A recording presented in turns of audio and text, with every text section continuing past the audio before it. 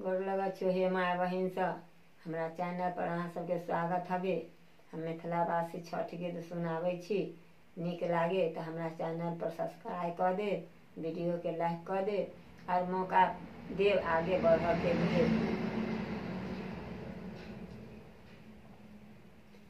आना दीना उगला हो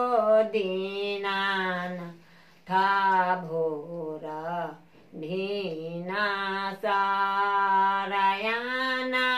दीना उगला हो दीना था भोरा भीना साराजू केरा दीनामा हो दीनान थाला गौला एति बेरायाजू केरा दीनामा हो दीनाना थाला गौला एति बेराया बीतेता छालिया उगे आबाली आरागा केरा बेरा बाटिया रोकला का गे आबाली के गाइया हे माहे सिगाइया दुहा बीते गे आबाली लागौली एति बेरा बाटिया रोकला गे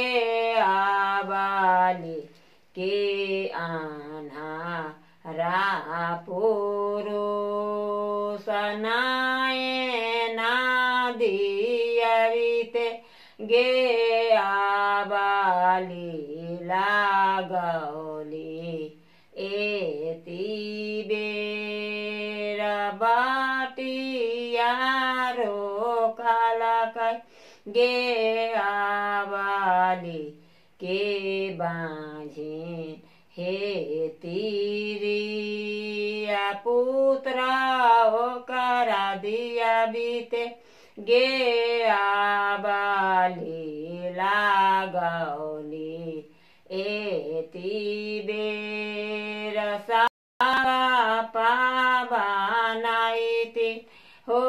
दीनाना थाया रागा ले ठारा साबा पावानाइति हो दीनाना था काला जोरी ठा